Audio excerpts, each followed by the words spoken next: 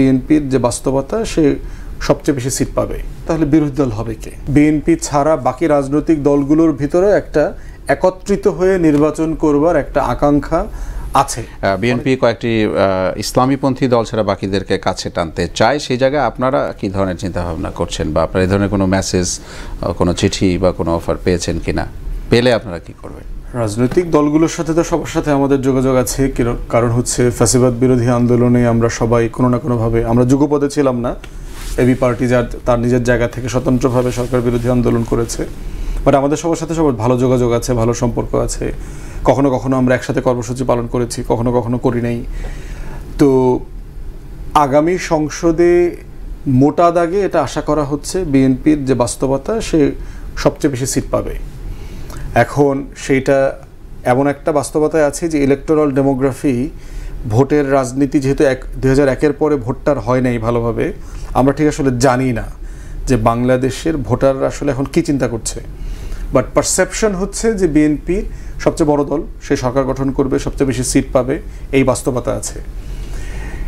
যেহেতু আমরা ধরে নিচ্ছি আওয়ামী লীগ জাতীয় পার্টিকে নির্বাচন করতে দেওয়া হবে না আগামী নির্বাচনগুলোতে, এই বাস্তবতায় তাহলে বিরোধী দল হবে কে?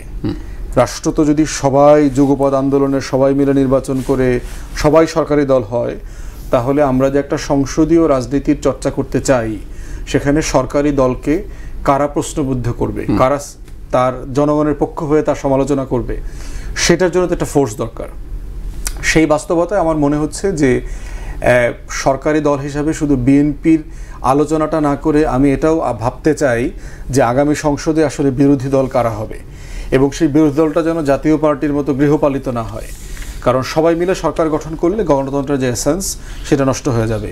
তো সেই জায়গায় বিএনপির জায়গা থেকে বিএনপির নিজস্ব পলিটিক্স আছে, সে মনে করতেছে যাদেরকে আপনার ক্রেডিবলি অনবোর্ড করা দরকার সে অ্যাপ্রোচ করবে।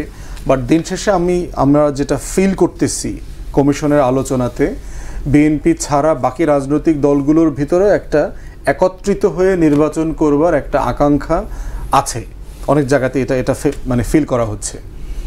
আর একটা বড় জায়গা হচ্ছে যে আওয়ামী লীগ বিএনপি সাপেক্ষে বাংলাদেশের রাজনীতি অনেক বছর ধরে ঘুরপাক খেয়েছে যে আসলে কার কত শতাংশ ভোট আছে।